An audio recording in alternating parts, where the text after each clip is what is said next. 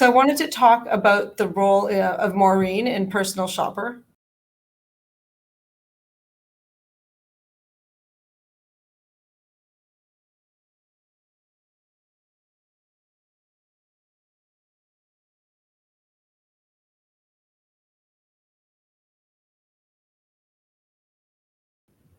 Yeah, I felt like she couldn't really remember.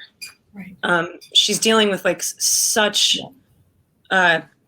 devastating loss. She's a twin in the movie, and it's a smaller detail that's really only mentioned like once. I mean, we talk about my brother all the time, but they were twins, and so I've never, obviously, I've never been I'm not a twin, but I think that there's almost like she lost half of herself when he died, and the displaced kind of reeling feeling that she's having in this, and the sort of searching that she's doing, is because she just completely lost herself. It was just suddenly she was at sea, and so it didn't really matter who she was before. It didn't matter to me at all. I mean, like there are I think there are shreds, little indications that she's interested in art, said it. It just sort of didn't matter. Yeah. Yeah. No, that makes a lot of sense. That really, really fits in with the character. Also, I think her life was fairly normal before. Do you know what I mean? I think like whether or not I applied details, fine. Like it's like, maybe she went to school, maybe she didn't, doesn't matter. Maybe she went to, yeah. Yeah, I love the ghostly elements in the film that are not truly supernatural. And yeah, just the fact that she's a medium, that medium piece that was so interesting as well. Yeah. I know, it's so weird, especially in the beginning, like the way she's so, she really proclaims that as well. It's like, well, I'm a medium. It's like, that's a fact? Like that, what are you talking about? I also think that it's something that her brother really recognized in her and had more of. And so I think that she's kind of stealing from him a little bit. Yeah, the melding of the personalities and identity. Yeah. So, it's so weird to talk about a movie that I did like so long ago. I haven't like talked about this in so long. It's just trippy. And we in Sils Maria, that was also another one that you worked with SIS as well. And he talks about you, directing the film from the inside, and having that kind of collaboration. Like it sounds like that was a very freeing collaboration. Yeah, it's so crazy what he's able to do. I can't in a intelligent, articulate way describe how he infuses himself into everything he does, but really wordlessly. Like his scripts are very concisely drawn. Siri, I am not talking to you. How many times do I have to tell you?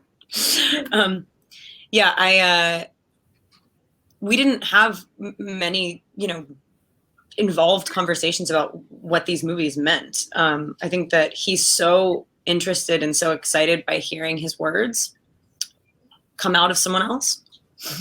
And like, for whatever reason, we just intrinsically, our sensibilities match. We're both kind of weird, like wallflowery freaks that also oddly just want to be revealed. And he's just so curious, and he's so unbelievably intelligent that I felt so unlocked by him, and like just so visible. Yeah, we're going to talk a little bit about Spencer shortly, but before we go there, I love Pablo Larraín's work. I think he's a fantastic filmmaker, and he said it was your performance in Personal Shopper that led to being cast in Spencer. Yeah, how did you connect? How did you connect with Pablo? Via iPhone. He called me on the phone, and at first I hadn't read the script yet, and he was like, proposed this idea and said that he was doing a sort of weird like tone poem essentially about Diana, and asked whether or not I would be interested in tackling the subject at all before he sent the script. And kind of without thinking, very irresponsibly, I said, yes, absolutely. But and the way that what I mean is like, you know, I think my favorite kind of movies are explorations, and cultivating this like controlled chaos is absolutely how you make these discoveries that are worth photographing. But it's also something, you know, when you take a movie, you have to say like, trust me, I know I can do this. Like, give me the job. And I did not have that for this. Obviously, this was, I just didn't, I could have totally fucked it up. And in the moment right before I was going to say like, you know, kind of in a word, yes or no, I was like, who are you if you don't say yes? Just a pussy. And I didn't want to be that. And I also, sorry. And I've always gotten the impression from this woman that she, you know, she just comes out to here. She is such a live wire, and somebody who is, you know, she has this incredibly disarming, casual, contagious, beautiful, empathetic, warm energy that reaches out. But at the same time, you always feel like there's something wrong, like she's protecting something. And anything I ever saw of her felt like, and this is after I said yes already, but it's just that she feels like you never know what's going to happen. Like she walks into the room and the earth starts shaking. And so I knew that, you know, there was no way to play this part perfectly. And therefore it was actually easier, or at least easier to not be so intimidated and so daunted, because the only way to capture something fucking wild is to be that. And I could only be my version of that, and kind of hope that if I learned everything I could learn about her and absorb her, and then kind of meld and kind of be both me and her in some weird way, that it was going to be the best version. And for some reason, Pablo was like, I think you can do this. And I was like, well, you're pretty smart. Here we go. Yeah, there's a whole range in this very quiet moment that I think is great. That I just appreciate so much. It's just very trippy watching that. I haven't seen that in years. And also that person was like so locked. It's like so stunted. Yeah, I just remember being there and feeling like this person's voice was like so hard to get out. Every single was like, it's like strangled. Princess Diana, did you have like a strong perception of her before like you started the role, or like was this like, you know, what changed, like reading about her? I mean, I know you've done a lot of research, a lot of books have been written about her. Obviously, the way you approach it is, you know, a very deep, like, you know, going into a psychological study almost. But yeah, from the beginning to like, can you tell us a little bit about that difference, how you went into the project and what you discovered about Lady Diana? Yeah, no, I mean, my whole relationship with the royal family, like as a sort of entity, and her being sort of markedly detached from that, obviously. Like I was really young when she died, and so yeah, I always knew that she was different, but I didn't know much about anything. And I mean, my initial feelings about her was that she was incredibly attractive, like cool. She just seemed like a lovely person. I know it sounds like basic, but I don't know. She to me feels like such an odd mixture of things that don't necessarily go together at all, that are confusing and disparate. And I think that's why that's why it made for such a compelling story, not just the movie, but just in life. You know, she's somebody who reaches out and I think that you feel her craving nature so palpably. She just wants to touch you, and she wants to be touched, and she wants to feel connected and accompanied. And yet she's the most isolated and difficult to relate to person. Like nobody could know what it felt like to have that level of, well, to have that job and to have those relationships that we think we know and, you know, do know a lot about, but can't know it from the inside. No one can, except for the people that really lived it. And yeah, I think the strongest impressions that I ever got of her were as a mother. It was kind of the only thing in her life that felt sure. She wanted to feel unconditional about something. I mean, I think that her strength and her power and kind of her like feral, unstoppable kind of force of nature really, really came out when she was with her kids, because she wasn't very, very good at protecting herself, but she was very, very good at protecting them. And that's just, as an outsider looking in, I can feel it. And that I really wanted to protect, and was a scarier aspect of making the movie, because if you don't get that right, you do not get her right. And yeah, I don't know, like this weird mix of like hunger and starvation, and then also extreme indulgence. Like, it's like, you know, she's somebody who, to me in interviews, feels exceptionally manipulative, but like she's been backed into a corner and like she's baring her teeth, but then also opening herself up completely. And she's so revealing, and she's so vulnerable. She wears her heart on her sleeve like no other. Like, I just feel like she can't hide anything, but yet we don't know anything about her.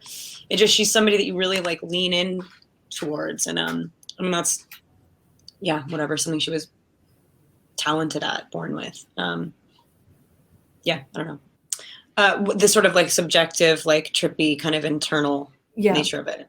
Yeah, and also like the, you know, going into like this, you know, fairy tale, like negative fairy tale kind of story, right? And like ghosts appearing from the past. And yeah, it feels like we're kind of able to tell like more than just her story. Sort of just, it's like steeped in oppression, you know. Yeah, the Anne Boleyn of it all is kind of an interesting way of showing that things have been going kind of the same way for a very, very long time. And breaking the cycle is beyond just her and her immediate family, but it's, you know, it's a historical liberation, and something that is for her like a legacy. It's not, you know, I think she had a really powerful and impactful thing to say with that large decision that she made. And I'm, it's, you know, courageous and obviously like self-sacrificing in a way that I think is so hard. Like, I can't even imagine. It fucking would suck. But yeah, I love also that the movie is definitely not, I mean, maybe I've said this, I've kind of done a few interviews today, I hope I'm not repeating myself, but you know, it's like we can imagine and dream and sort of write poetry about how she makes us feel and trying to get closer to her and how she felt. I think that she provides this incredibly lush and in complicated terrain to make art about. She's somebody who is so inspiring and like changed the world. Yeah. And I've been asked a lot about, you know, whether or not it's cool to try and tell someone's story when they're not around, and somebody who was already so sort of invaded and taken from.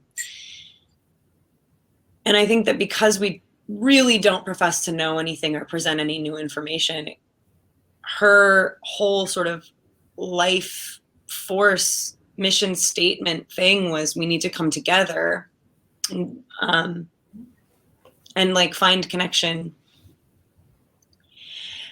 And so the fact that she has inspired so much of that, still, the fact that we are still cannot stop we can't stop talking about her. My hope is that because we made it so personal, you know, just that we're not traipsing on any sort of, I don't know, that we don't feel advantageous. So much happens in that short amount of time, right? There's so much communicated. How did you work with the kids, or how did you and Pablo work? Because the scenes are really natural. There's one where you guys are playing a game that I love in the middle of the night in the circle. Um, yeah, because it feels really authentic. It feels very warm. There's such a warmth there. How did you guys, work together to make that happen so naturally? Well, I mean, I got really lucky. I really liked them. And well, not only were they incredibly smart and cool and funny and sweet, I don't know, they just opened themselves up to this experience in a really beautiful way that I was scared about a couple things. Like, obviously the accent is daunting, but technically if you have time, you can learn anything. Like, someone taught me how to do it, a really beautiful, incredible dialect coach who really is more than that, and an artist and another set of eyes and whatever. Like, I was like, okay, so the accent's going to be kind of a bitch, but like, I can do it. I can't make the kids like me. They just have to do it. And so I can't control them. I can control pretty much everything else. This was the one real wild card, but that's why it's the coolest for me. It's like the coolest part of the movie is the three of them together. And we just, I don't know. I think we just, they were great actors.